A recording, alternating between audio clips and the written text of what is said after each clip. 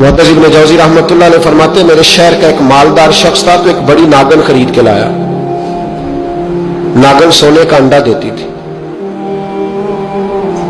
नागन, और अंडा सोने का अंडा देती थी।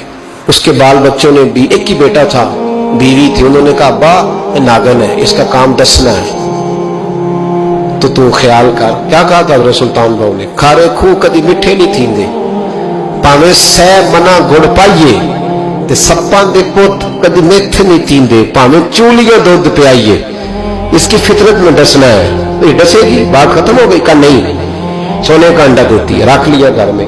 बकरी रखी हुई थी, पालतू बकरी, बकरी को नागन ने डस लिया, बकरी तड़प के मर गई।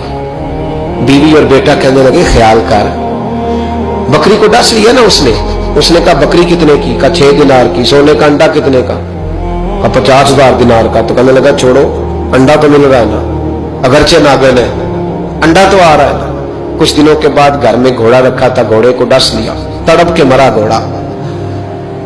उसको फिर समझाया बीवी और बेटे ने कि बस कर दे, ये नागन है, ये डसेगी। उसने कहा घोड़ा कितने का?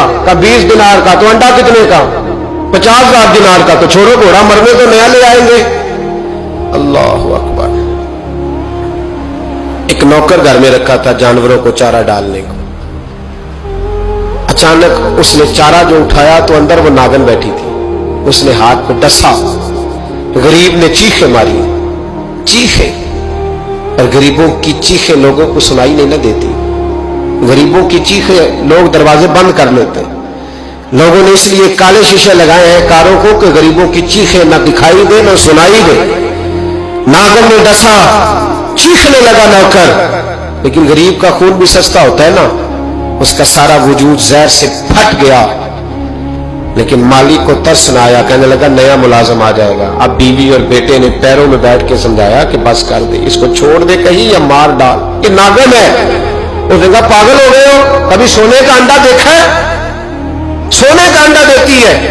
वक्त गुजरने लगा, चंद महीने सुकून के गुजरे, लोग बात भूल गए। एक दिन सवेरे सवेरे कमरे से मां के रोने की आवाज आई, और जब अम्मा चीखी, कामन दौड़ा तो कहने लगी ले तेरे सोने के अंडे बच गए। और वो देख मेरे बेटे को डस के बिस्तर से उतर गई है। वो देख मेरा इकलौता बेटा। अभी बेटे को उठा के तबीब के पास ले जाने ही लगे थे, वो अपने घर के दरवाजे तक पहुंचा था कि जनाब इजराइल पहले तशरीफ ले आए। अब जब वापस आया, बेटे का जनाजा बड़ा मुश्किल है बाप के लिए उठाना, बड़ा मुश्किल है, बड़ा मुश्किल। रोने लगा, चीखने लगा। एक बेटा वो भी पर्दा कर गया। जनाजा उठा, लोग उसको दफन करने के लिए निकले तो मां ने भी सारा सामान समेटा।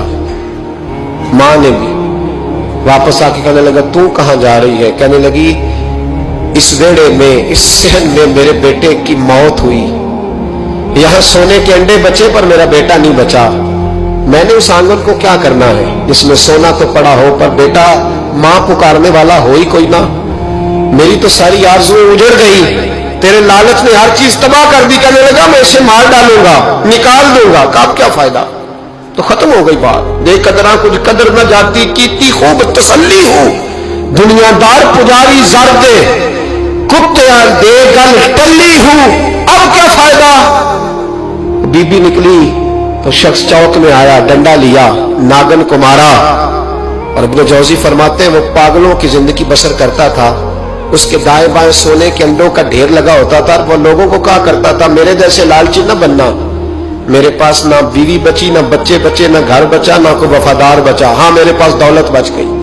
आज लोगों ने दौलत बचाई, दौलत बचाई, दौलत सगा भाई अलहदा कर दिया, बहन से मुलाकात तर्क कर दी, ये पैसे मांगती है। लोगों ने हर रिश्ता नाता तोड़ दिया, दौलत बचाई, दौलत।